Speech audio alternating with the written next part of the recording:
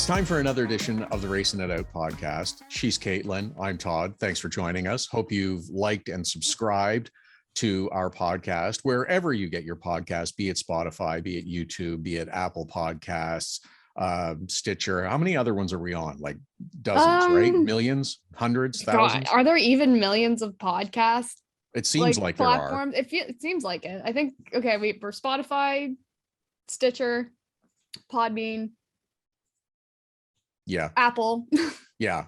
Many. iHeart Radio, I think. Yeah, sure. Why not? Let's throw that in there. Even if we're not, we are now, as far as we're concerned. That's all that really matters is exactly the Racing It Out podcast. So since we last gathered, we've been to a racing event. There are other racing events coming up. The NASCAR Pinty series is soon to be setting sail on a 3-hour tour for the transporters to no wait. I'm being silly. I'm just I'm the like 3-hour tour is the old Gilligan's Island sitcom. Oh, on a 3-hour tour. Okay, I know I'm really dating myself because we're many generations. I was about to be apart. like, Todd, you are like so under like how long that ferry trip is going to be for these haulers. I know the actual ride. Yeah. Anyhow, but they'll be there. We'll be there. I am super excited about that event. Never having been to Newfoundland before. I think it's going to be fun. We just finished a round in Quebec, which was sensational. This event has been plagued by rain in the past, we'll say. And it still technically was plagued by rain this weekend. I wouldn't refer to it as plagued, though. I would say impacted slightly because we were only delayed about 30 to 45 minutes from the scheduled start of the green flag. Yeah, an hour. I think we were supposed to Was go it even 5. an hour? Yeah, I think we were supposed to go at 5 and then we didn't drop it until 6. Or sorry, we were supposed to go at 5:30 and we didn't drop it until 6:30. Yeah, so even still, but the day went along smoothly and it was great. The race was super dramatic and super exciting, and that's pretty much what everyone said going into it. It's going to be action. 23 cars at Chaudiere. And running side by side some of the time. Kind of on top of each other some of the time. If you haven't seen the video yet, it will debut on TSN on the 18th of June at 3 p.m. Eastern.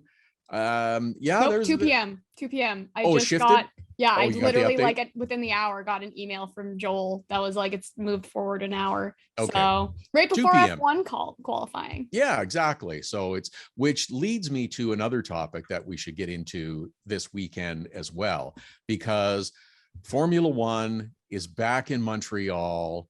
We're recording this a couple of days in advance of the on-track action, but the excitement, the anticipation, that city is just going to be buzzing from now right through until Sunday, Monday, and the hangover, I imagine, is going to continue till at least midweek. But it is a spectacular event at any other time, but not having run there for a couple of years, it is going to be over the top exciting. It's a hot ticket. Like tickets on StubHub for like GA were going for like thousands of dollars last time I checked. Right. It was insane. I was like, my friends and I were contemplating going at the beginning of the season. We're like, why not? Like, it shouldn't be that bad. And then we looked and we're like, oh. Yeah.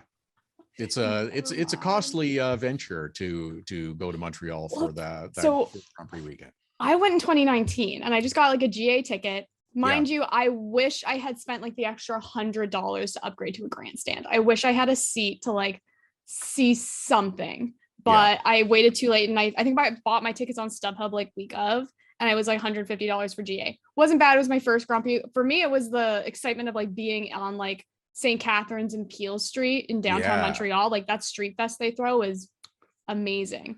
Yeah. But the fact that it went from like $150 to $200, like thousands of dollars to get into this event is insane. Mm-hmm. Yeah. So, well, just to give you an idea of the relative cost too, last November, a group of us went to Mexico for a week just to get away, little relaxing, few beverages, quiet and stuff. It was the same weekend that Formula One was racing in Mexico City at the Grand Prix. And I thought, okay, well, and from where we were in Huatulco, it's like, okay, it's like an hour flight. You could do it, leave first thing in the morning and go. It's like, all right. So it's like, okay, I got to price it out and look at it. Well, everything is sold out. You're into the secondary market, and except for the Formula One Paddock Club, which did have tickets available for the Sunday only. They were $6,000 US each. I did not buy any. Yeah, safe to say you didn't. Oh my God. I would be shocked to see what they are, because there are still grandstand and GA tickets have been sold out for like months. I think they sold out within like the first few weeks of the event going live. Yes. But last time I checked, there were still the Paddock Club and a lot of like the packages still available. Sure. For a price. For a price. So that's my question is, how much are those tickets in Canadian? If you need to ask, you're not going to be buying them. But that's okay, because we'll enjoy the great and spectacular television coverage that will be with us on TV. I have not been to the Grand Prix for a few years. Well, nobody has, because it hasn't run for a few years. But even previous to that, it's been a couple of years. Usually I've been working and doing other events and stuff. I did go one year as a spectator though, and sat in the grandstand, and I had really good seats because I had a connection. So he had a connection. The year was 1999, and Formula One racer aficionados will know that year, because that is the year that the phrase "Champions Wall" became a big thing, because Damon Hill, Michael Schumacher, and Jacques Villeneuve, all Formula One champions, hit the wall in the chicane. And you heard from where I was sitting, you heard the thud and the scraping of the car. And I sat up and looked forward and looked to my left, because that's where they were hitting. Is it coming into the chicane, or? Well, you hit the wall coming out on the you make the right hander, then you try for the left hander, but the car doesn't stick. So you hit the right hand side. Is that the wall? I can't remember what year it was, but I remember it was Ranger and somebody else. This is when we used to race there. Yeah. Is this the same wall that Ranger wrecked somebody coming out of the chicane on the final lap? That was the hairpin, I believe, and it was Jason Bowles. I thought there was also a chicane moment as well. Don't I think recall. It might be 2011. I could be so wrong though. I'm thinking of because there was a late dash, and I'm remembering the one with Ranger and Jason Bowles, where Bowles shoved him out of the way.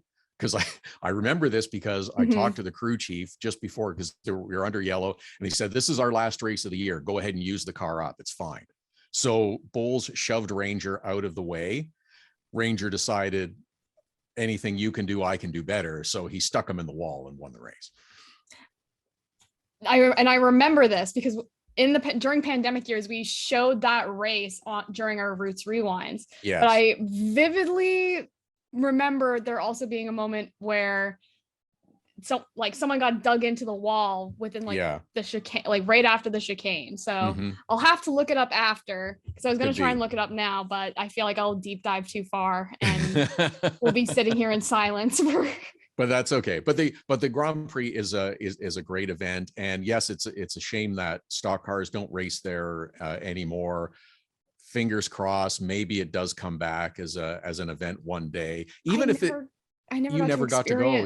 Yeah. Even if the series from the US, be it Xfinity, trucks, or whatever, don't come up, it would be a great event to have a second race weekend at Circuit Gilles Villeneuve in Montreal with stock cars, with the NASCAR Pinty series. There's other series that could run there as well. You could do a second weekend for Formula 1600, I believe, are running as part of the Grand Prix, and a couple of others. Like, if you put them together, you could make another nice weekend out of it. It'd be a lot of fun.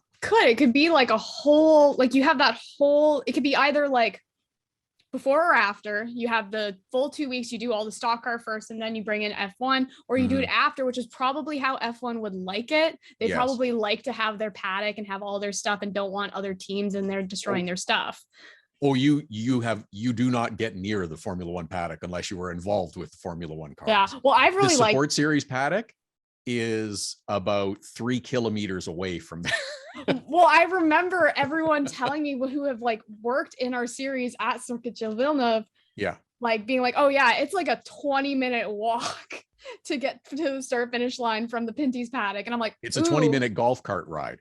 Oh shit, really? Yeah, it's a long way. But still, so what? I mean, you're at this famed track. It's a spectacular setting, and it would really be they something. Spend so much time, money. Like they start setting up for this in what, April? I want to say. It does start early. Here's the plug I'll sneak in, because I just did an interview this week with Francois Dumontier, who's the president and CEO of the Grand Prix, for the next episode of Rev Culture, which is airing on Monday. And he talked about the tickets went on sale in December. Their response was great. And it does take months to set up, because it's all temporary, except for the pit building. Yeah. Everything else is temporary.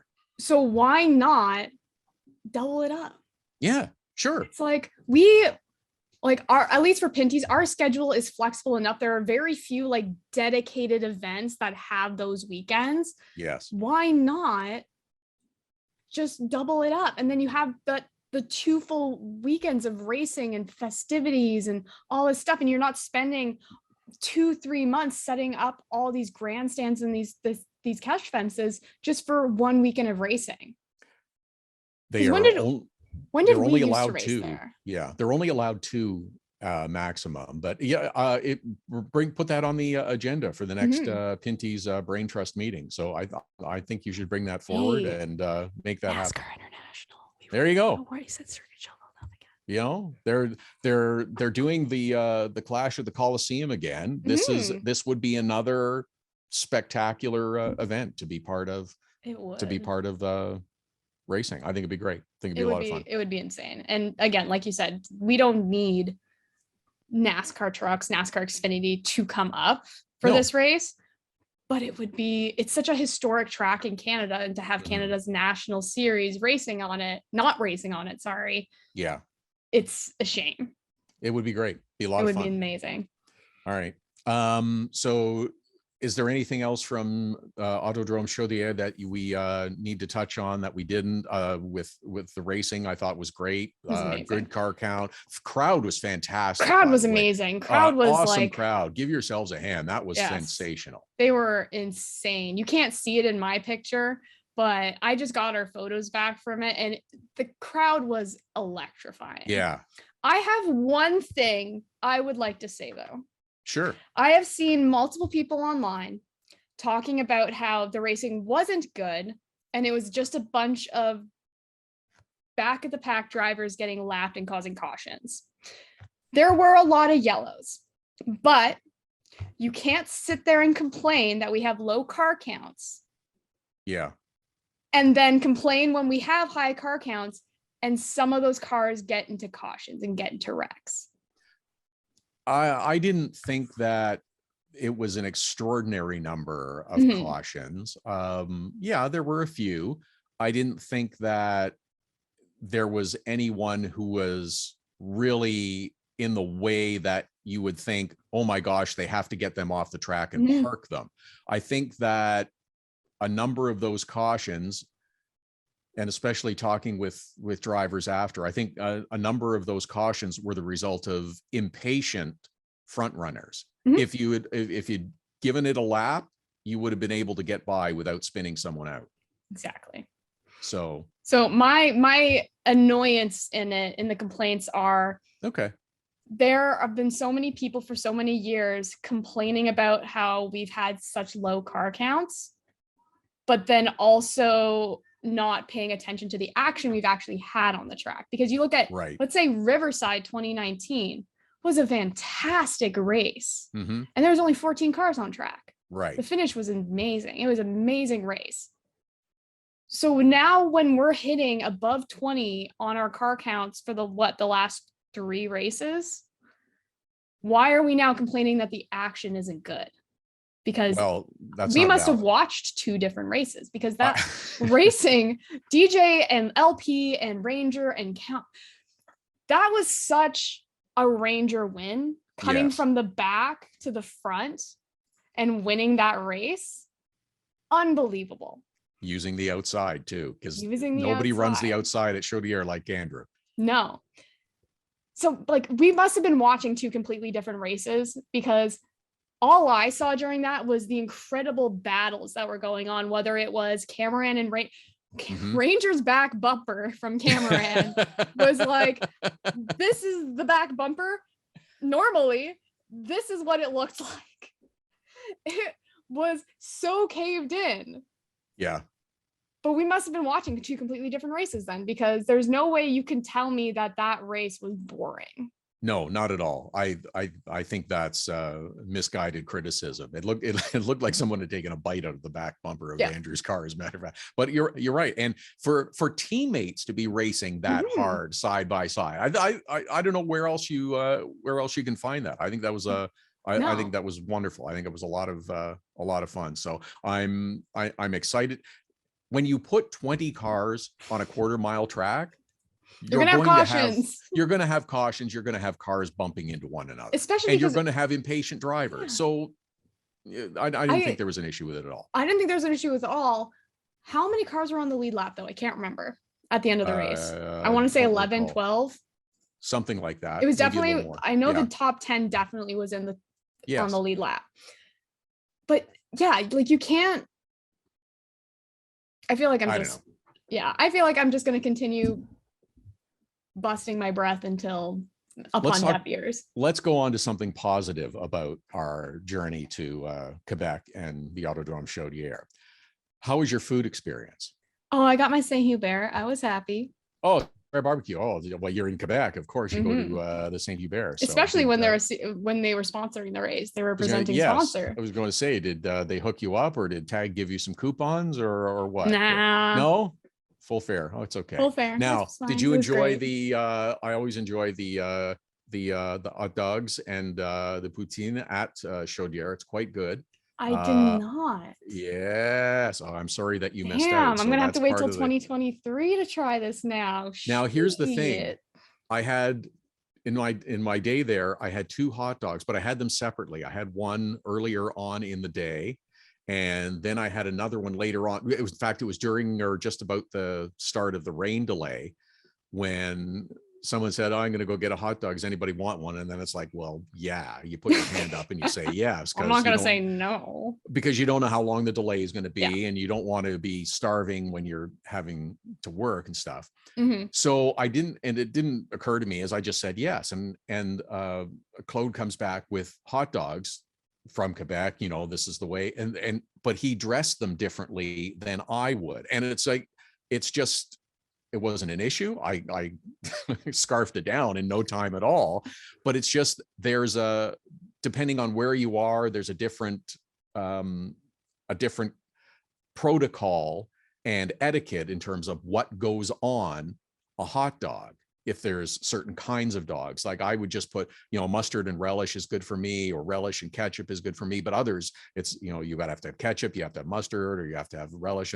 But the thing that got me is I normally don't have, it had onions on it. And I never usually eat raw onions. I cook with them all the time, but never eat raw onions. Still, again, didn't slow me down. 4 bites or 5 bites and it was gone. Just. Do you put raw onions on your burgers or no? No, interesting. No, not at all. That's very interesting. So I'm a 5-year-old child when it comes to my hot dogs. All I put on it is ketchup, unless obviously I'm at like Martinsville. Then give me the Martinsville dog. I don't care what the hell's on it. I don't want to ask questions. I'm there for the experience of the Martinsville hot dog. Sure. But yeah, I've never really been one for mustard or never been one for relish. I don't even really remember what it is. But it's pickles that are chopped up and is a that few it? spices and things in them. Yeah, their relish is kind of is made with pickles, and so yeah. So okay, I'll have to try it again. But for me, it's like whether it's sausage or hot dogs or anything like that, I always just put ketchup on it. Sausage is different. So, sometimes it's spicy mustard, sometimes it's a different kind of mustard. Sometimes you want hot peppers on a sausage, on a bun. It's a different thing than a hot dog. Yeah, no, for me, it's always just ketchup. But I do like the idea when you were like, at first you said spicy mustard, but my mind went spicy mayo. And I'm like, oh, spicy mayo might be good on a sausage. Chili dogs? Ever done chili dogs?